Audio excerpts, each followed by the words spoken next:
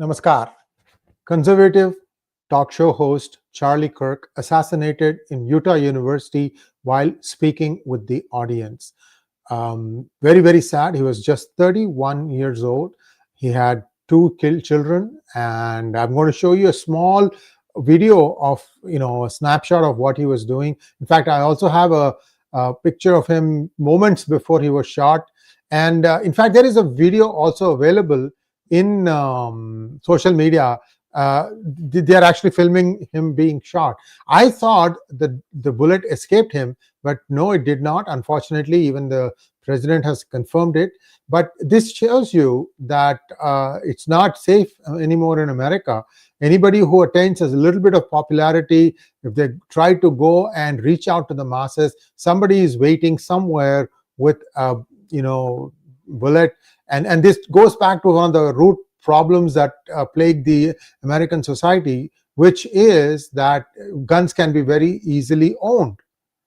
And this is one of those madmen shooting. So I just have a small slide deck to share with you. Many of you who are watching it probably from India may not know him well, but Charlie Kirk had made a name for himself in the last few years, being a conservative talk show host, and also very positive in welcoming differing views of opinion. You could be a rabid something else, and you might be, horribly in disagreement with him, but he would give you the space on his show. You could come and rant and rave or do whatever, but he would politely answer you back and tell you where you are wrong. And I mean, this power would go on. So this has been going on for a while. I'm just going to, again, like I said, show a small video of Charlie Kirk with his family, and then we'll talk a little bit more about him. Here we go.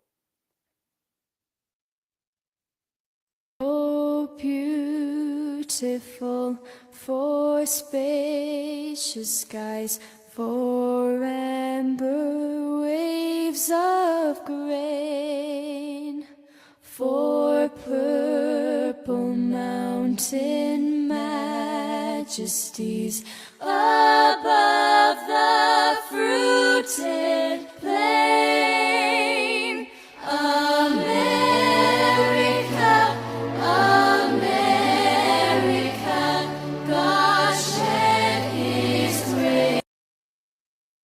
So his children, his daughter is 3 and his son is 2. So somebody's telling me that he is dead. Yes, he is dead. I started out. I did not want to put the word dead or assassinated in the title because that actually has other consequences. It's deemed like something like a dangerous thing. And this is his family. Like I said, you can have differing opinions, political opinions, but you don't shoot somebody for their beliefs. What is America coming to? See, I have seen this thing with my own eyes as time progresses, how divisive we have become as a society. I mean, you can have verbal exchanges, but physical blows and worse, assassination? He's just an up-and-coming talk show host, 31 years of age. What's going to happen to his children? They're going to grow up without a father.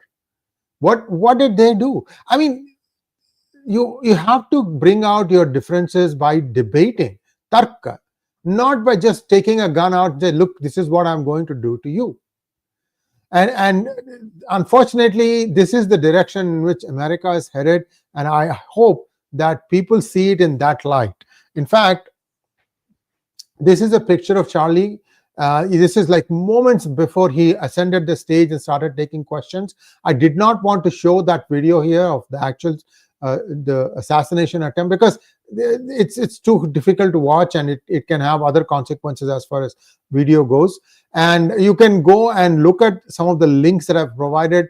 And today, if you are on X, Charlie Kirk is trending. You can take a look at it. There are lots of angles on the assassination. And all I can say is that this kind of summarizes what I'm feeling right now. This was an event in Utah University, an appalling assault on free speech and democracy. Charlie always welcomed debate with anyone. This is disgusting and heartbreaking. This is where we are today. America is at a crossroads. Somehow we are not willing to accept any point of view other than your own.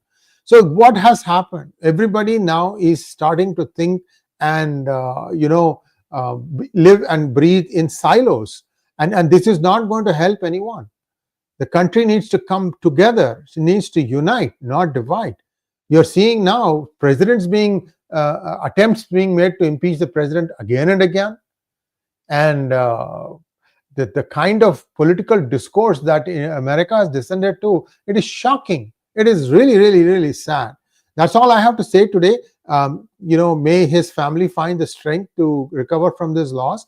And what happens is, we already know that much of the media is dominated by the left. Those who are not in the left, and I don't consider myself as a right winger, I'm just a non-left. I definitely am not left. That I can qualify. But I see it and I say it as I see it. You can agree with me or you can disagree with me. But this kind of attempts is just appalling. That's all I can say. And so there are no questions so far. People are just asking me, what are your thoughts behind this event? Palestine sympathizer or political people? Well, right now, what happened was, initially they thought they had the shooter. He was even identified as a registered Democrat, blah, blah, blah. But then it turned out that he is not the shooter. The shooter is still at large. They have not caught him yet. And the Federal Bureau of Investigation is expected to take over this investigation. At this point of time, I believe it's the Utah police that is handling it. And you have to give some time before they identify who the shooter is. So let's not jump the gun and say that it was Palestine or something else. And so that's all we have right now. And I just wanted to share this with everyone, that if you want to get more information, go on social media. There are lots of commentaries happening at this point. Maybe the television mainstream will also pick it up. But see, maybe Fox will. I'm not so sure if CNN will. Like I said, when I watched it first, I thought it was just it was being shot, not assassinated. And in the time that I put up the title to the time I went live, he had already gone. So very, very sad, guys. Thanks for watching. Please like, share, and subscribe to our channel. Don't forget to click on the bell button. Namaskar.